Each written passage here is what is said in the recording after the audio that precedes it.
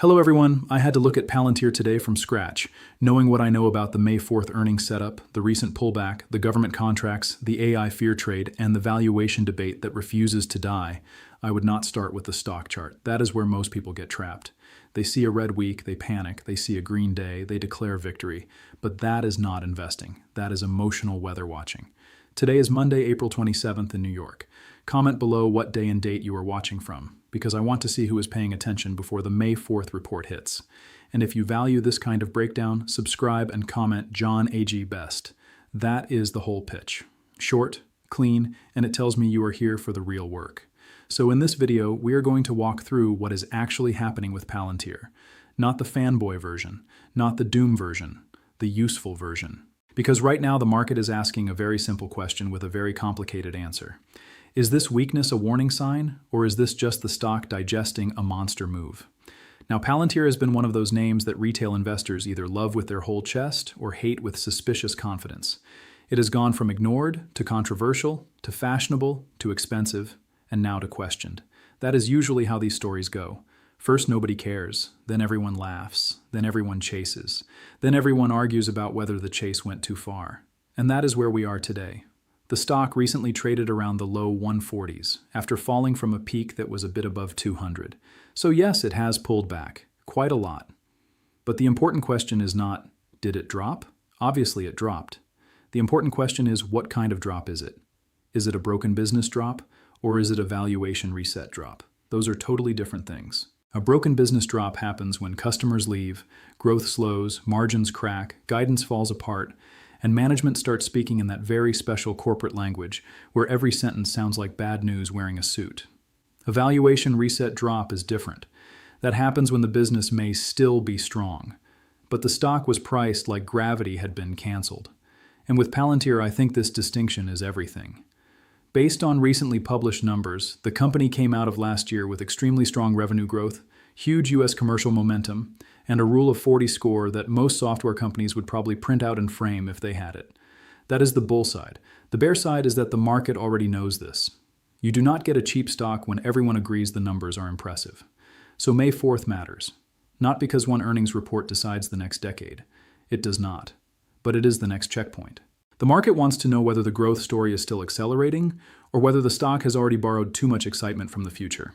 And that is why this report is going to be watched so closely. Now, let us talk price action quickly because people love levels. The stock has recently shown buyers in the low 130s area.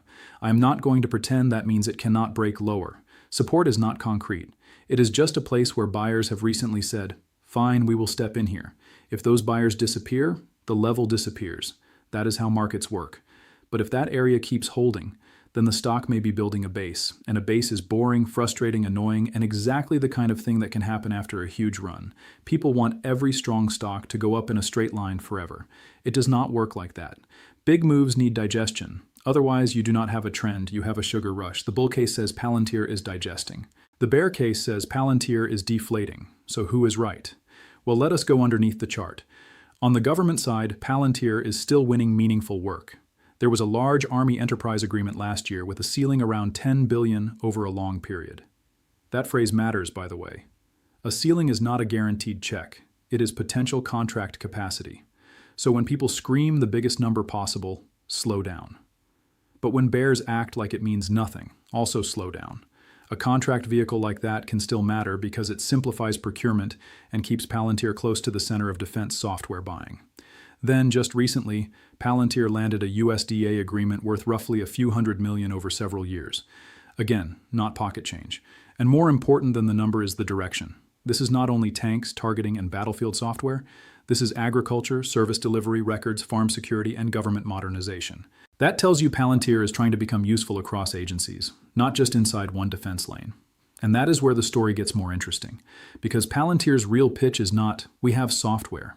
Everyone has software. The pitch is, we help huge institutions make decisions using messy data, securely, quickly, and with AI attached. That is a very different claim. If it works, it becomes sticky. If it fails, it becomes expensive consulting with a fancy label. So the question for earnings is not just revenue. It is quality of revenue. Are customers expanding? Are commercial customers coming in faster? Are government contracts turning into durable usage? Are margins staying strong while the company sells more aggressively? That is what I would watch. Now, the AI bear argument is worth taking seriously, and I know some bulls hate hearing that, but relax. Listening to a bear case does not give it magical powers. The argument is basically this. If AI models keep getting better, maybe companies will not need as much enterprise software. Maybe they can use large models directly. Maybe a company like Anthropic, or OpenAI, or one of the cloud giants can move up the stack and take away the work that Palantir wants to own. That is not a stupid argument. In fact, parts of it are already happening across software. AI agents are starting to write code, search databases, draft reports, trigger workflows, and automate pieces of work that used to require separate tools. So yes, old software business models are under pressure. But here is the other side. A model is not the same thing as an operating layer. A model can produce an answer. A model can reason through text. A model can help automate a task. But a hospital, a bank, a military unit, or a federal agency needs permissions, audit trails, access controls, data lineage, workflow integration, and accountability. You cannot just throw a chatbot into the middle of a classified or regulated operation and say, "Good luck, everyone." That is why stronger models may actually help Palantir, at least in theory. The more powerful the models become, the more important the control layer becomes. More capability creates more risk. More risk creates more need for governance.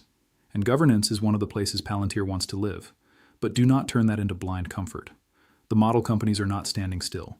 Cloud companies are not standing still. Internal enterprise teams are not standing still. If Palantir wants to keep its premium valuation, it has to prove that customers are not just impressed during demos. They have to deploy, expand, renew, and build around it. That is the difference between hype and business. If you are successful, share your success story in the comments so others can stay motivated. Seriously, sometimes one real story from a viewer helps more than another motivational quote floating around the internet. Now, competition. Smaller AI names get attention because investors love the idea of finding the next Palantir before it becomes Palantir. That is natural. Everyone wants the early ticket. But public sector scale is not easy. Defense and federal work require trust, certifications, relationships, security standards, long sales cycles, and patience. A smaller competitor might win deals. That does not automatically mean it is replacing Palantir. Commercial competition is different. That is where the fight can get uglier, because enterprises have more choices. They can use cloud vendors. They can use internal AI teams. They can use consultants. They can stitch together their own stack. So Palantir has to keep proving that it is faster, safer, and more useful than the build-it-yourself option. And this is where switching costs matter. If a customer only runs a small pilot, switching away is easy. If a customer builds core workflows around the platform, integrates data sources, trains teams, and makes operating decisions through it, switching becomes painful, not impossible. Painful. And painful is what creates durability in software. Now, let us talk about valuation, because this is where the comment section usually starts throwing furniture. Palantir can be a great company and still be an expensive stock. That is not an insult, that is math. The company has strong growth, strong profitability, government momentum, commercial acceleration, and one of the most intense AI narratives in the market. That is why investors bid it up. But when a stock trades at a premium, the company does not just need to be good. It needs to keep being better than expected. That is a high bar. So if Palantir beats estimates but guides cautiously, the stock could still fall. If the company reports strong numbers but commercial momentum slows, the market could punish it. If margins look great but revenue quality gets questioned, the debate continues. This is what expensive stocks do. They make investors grade every sentence like it is an exam. Now, I want to challenge one bullish assumption here. Some people say institutions are buying, analysts are raising targets, so the smart money agrees. Maybe. But institutions are not prophets. Analysts chase price sometimes. Funds buy for many reasons. Some hedge, some rebalance, some follow momentum, some trade around positions. So yes, professional interest can be a signal, but it is not a substitute for thinking. The same goes for insider selling. Palantir has had insider sales, including sales by leadership. That makes people nervous. I get it. When executives sell, shareholders ask, if the future is so bright, why are they selling? Fair question. But stock-based compensation is a major part of tech company pay, and executives often sell under planned programs for taxes, diversification, and liquidity. So selling alone does not prove the thesis is broken, but bulls should not ignore it either. If insiders sell while the business keeps accelerating, it may just be financial planning. If insiders sell while business quality weakens, that is different. Context matters. Always. Then there is the CEO controversy. Palantir is not a quiet company. Its leadership talks about national power, defense, Western institutions, and the role of technology in geopolitics. Recently, that messaging became louder and more controversial. Some people see it as conviction. Some see it as reputational risk. Some investors like the mission. Others will never invest because of the mission. And here is the truth. With Palantir, you cannot separate the business from the mission. Defense work, government data, AI systems, public controversy, and leadership ideology are all part of the package. For some customers, that mission is exactly why they trust the company. For some critics, that mission is exactly why they fear it. Both reactions can exist at the same time. So what should shareholders do before May 4th? First, decide your time frame. If you are trading, then the setup is about levels, momentum, options activity, and reaction to the print.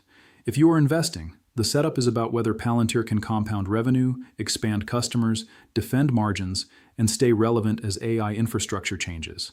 Second, watch the commercial side. Government contracts are important, but the multiple depends heavily on commercial growth. If U.S. commercial demand stays very strong, the bull case breathes. If it cools, the valuation debate gets louder. Third, watch guidance. The past already happened. The market cares about the next step. Does management sound confident? Are they raising the floor? Are they giving investors a reason to believe this is still early? One more thing that matters here is liquidity. Palantir is not a tiny story anymore. Its market value is in the hundreds of billions, and that changes the game. Bigger companies need bigger evidence to keep moving. A small stock can double on excitement. A giant stock needs institutions, earnings power, and a believable path to future cash flow. That is why every quarter becomes heavier. The company is no longer trying to prove that people should notice it. People already notice it. Now it has to prove that attention can turn into durable profit, year after year, without the AI cycle cooling off. That is a much harder test than winning a few loud headlines today. Fourth, watch customer behavior. Customer count, remaining deal value, expansion, and platform usage matter more than slogans. AI talk is cheap now. Paid adoption is not. And fifth, watch the reaction. Sometimes the report is good, but the stock sells off because expectations were too high. Sometimes the report is only decent, but the stock rallies because everyone was positioned for disaster. The reaction tells you what the market had already priced in. Here's the big comment question. Do you think Palantir is building the operating layer for enterprise and government AI? Or do you think the market is giving it too much credit too soon? My view is that May 4th is not the whole story, but it is a very important checkpoint. The business has real momentum. The valuation has real risk. The AI opportunity is real. The competition is real. The government moat is real. The controversy is also real.